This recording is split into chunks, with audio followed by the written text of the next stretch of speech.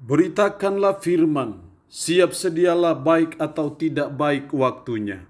Shalom, puji Tuhan, saya percaya karena Tuhan kita boleh ada lagi dalam perenungan firman Allah di hari ini. Firman Allah yang akan kita renungkan bersama di hari ini saya ambil dari Injil Yohanes pasal 15 ayatnya yang ke-8. Firman-Nya berkata demikian, dalam hal inilah Bapakku dipermuliakan, yaitu jika kamu berbuah banyak, dan dengan demikian kamu adalah murid-muridku. Demikian sabda firman-Nya hari ini yang secara khusus mengajar, menasihati kita menghasilkan buah yang banyak. Sebagai umat, sebagai pengikut-pengikut Yesus yang sudah ditebus dengan darah yang mahal di Bukit Golgota, kita terus belajar, terus berusaha dalam hidup ini supaya kita menghasilkan buah yang banyak, menghasilkan buah yang lebat. Karena memang sudah sepatutnya dan seharusnya seperti itu. Karena pengorbanan Kristus bagi kita itu bukan dengan emas dan perak, tetapi dengan darah yang mahal di Bukit Golgota. Karena itu Tuhan mau supaya melalui kehidupan kita, kita bisa menghasilkan buah yang banyak, buah yang lebat dalam hidup kita sebagai umat, sebagai orang percaya. Makanya dalam ayat 8, dalam hal inilah Bapakku dipermuliakan, yaitu jika kamu berbuah banyak. Kalau kamu berbuah banyak, itu artinya bahwa Tuhan mau kita menjadi umat yang produktif, yang banyak menghasilkan buah dalam hidup kita. Lalu pertanyaannya adalah apa dampaknya? Apa akibat kalau kita menghasilkan buah yang banyak? Ada dua dampak yang saya amati dalam ayat 8 ini. Yang pertama, dalam hal inilah Bapakku dipermuliakan jika kamu berbuah banyak. Dengan kata lain, kalau kita berbuah banyak, maka Bapa kita dipermuliakan. Inilah dampaknya, akibatnya. Kalau kita menghasilkan buah yang banyak, maka yang pertama akibatnya adalah Bapa kita dimuliakan. Allah dimuliakan, Yesus Kristus dimuliakan ketika kita menghasilkan buah yang banyak. Jadi kalau kita mau memuliakan Kristus, mau memuliakan Allah, maka kita terus belajar dan terus berusaha supaya kita menghasilkan buah-buah yang banyak bagi Tuhan, bagi kerajaannya, bagi Injil. Karena dengan kita menghasilkan buah yang banyak itu, maka kita memuliakan Bapa kita di surga. Dengan cara apa kita memuliakan Bapa kita di surga? Dengan cara kita menghasilkan buah yang banyak. Jadi supaya kita bisa mendatangkan kemuliaan bagi Dia, supaya Allah dimuliakan dalam hidup kita, maka hal yang dituntut dari kita adalah kita harus menghasilkan buah yang banyak. Ini yang menjadi tuntutan Tuhan bagi kita sebagai umat, sebagai orang percaya.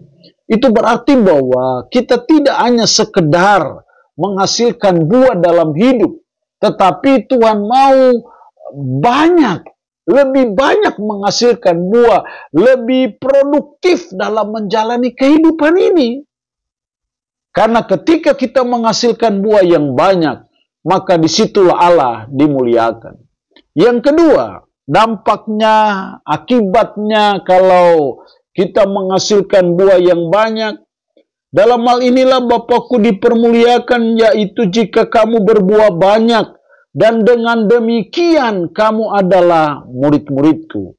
Dan dengan demikian kamu adalah murid-muridku. Jadi ciri murid Kristus itu adalah dia harus menghasilkan buah yang banyak. Murid Kristus tidak dilihat karena KTP-nya. Murid Kristus tidak dilihat dari jabatannya, dari gelarnya. Tapi lebih daripada kalau kita menghasilkan buah yang banyak, itu membuktikan, itu menunjukkan bahwa saudara dan saya adalah murid Kristus. Jadi murid Kristus tidak dilihat karena kita pakai kalung salib. Murid Kristus tidak dilihat karena di rumahnya ada gambar Yesus, ada gambar salib. Tetapi yang lebih penting, ciri identitas seorang murid Kristus, kalau dia menghasilkan buah yang banyak. Jadi kalau kita tidak menghasilkan buah dalam hidup, maka dipertanyakan dan diragukan, apa Anda ini murid Kristus atau Anda ini simpatisan. Jadi kalau demikian, mari kita sebagai umat Tuhan, kita terus mengejar dan terus mengusahakan dalam hidup ini, supaya kita menghasilkan buah-buah yang baik, buah yang lebat, buah yang banyak. Karena itu membuktikan, menunjukkan jati diri kita, identitas kita sebagai murid Kristus yang sesungguhnya. Seringkali kita jadi murid Kristus yang mungkin bisa dikategorikan sebagai murid yang palsu, atau murid yang bukan murid yang sejati. Karena apa? Kita tidak menghasilkan buah yang banyak.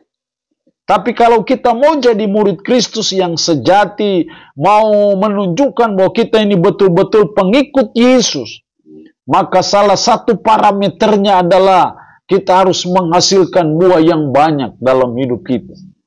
Saya tidak tahu apakah kita sedang berbuah lebat bagi Kristus, bagi kerajaannya, bagi Injil, atau bagi gerejanya. Saya tidak tahu apakah kita selama ini sudah menghasilkan buah-buah yang banyak bagi Dia.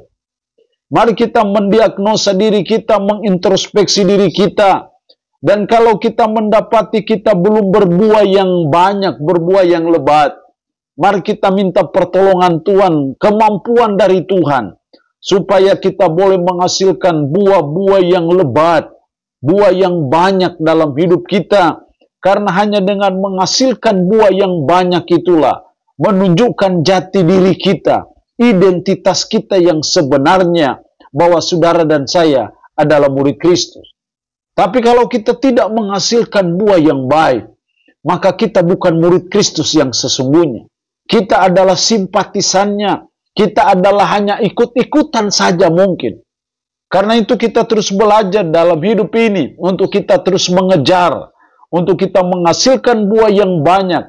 Karena itu pembuktian identitas kita, bahwa kita adalah murid Kristus. Allah yang punya firman ini memberkati kita dengan firman-Nya di hari ini. Amin. Mari kita berdoa. Puji syukur untuk firman-Mu hari ini, mengajar kami, menasihati kami untuk menghasilkan buah yang banyak. Karena dampaknya ketika kami menghasilkan buah yang banyak, Bapa di sorga dimuliakan dalam hidup kami, tapi juga menunjukkan, membuktikan bahwa kami adalah murid Kristus. Roh-Mu yang kudus, tanamkanlah, meteraikanlah firman ini dalam hati dan pikiran kami, dan sanggupkan kami untuk bisa memperlakukannya dalam hidup kami sehari-hari. Berkat Tuhan bagi umat-Mu yang mendengarkan renungan harian di hari ini, yang sakit tambah berdoa dalam nama Yesus.